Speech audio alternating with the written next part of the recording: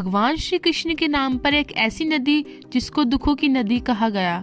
ये तो आप जानते ही हैं कि भगवान श्री कृष्ण बहुत सी नामों से जाने जाते हैं, लेकिन एक ऐसा नाम श्री कृष्ण भगवान का जिनके नाम से एक नदी का नाम रखा गया, जो कि वो नदी जहाँ जहाँ से गुजरी वहीं और उसी क्षेत्र में लोगों का दुखों का पहाड़ बनी।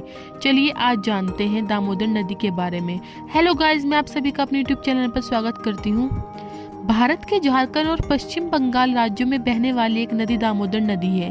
यहाँ बड़े पैमाने पर खनन और औद्योगिक गतिविधियों के नाम से जानी जाती है और पश्चिमी बंगाल के मैदानी इलाकों में बहुत ही भयंकर और विनाशकारी बाढ़ के कारण इसको बंगाल का शोक भी कहा जाता है। दामोदर और उसकी सहायक नदियां कई बांधों का निर्माण से बाढ़ को नियंत्रित करने में काफी मदद मिली।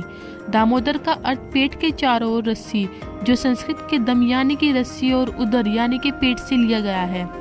दामोदर नाम भी श्री कृष्ण भगवान को दिया गया है और यह नाम उनकी पालक माँ यशोदा ने उन्हें एक बड़े कलश से बांध दिया था तब दिया था। दामोदर नदी को दुखों की नदी कहने की बहुत बड़ी वजह है।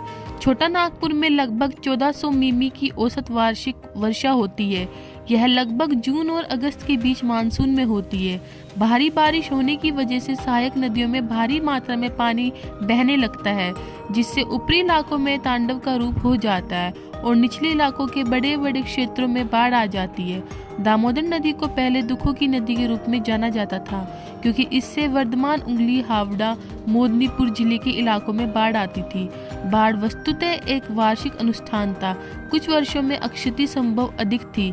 दामोदर के कई बड़ी बाढ़ इतिहास में दर्ज है, जिसमें वर्धमान शहर का अधिकांश भाग बाढ़ ग्रस्त हो गया था। सन 1873 में बंगाल तटबंध अधिनियम पारित किया गया, जिसे सरकार को तटबंध बनाने और बनाए रखने की शक्तियां सौंप दी गई। उस समय इतनी भीषण तबाही होती थी कि बाढ़ लोक कथाओं में बदल गई, जैसे कि बहादुर गीत से पता चलता है।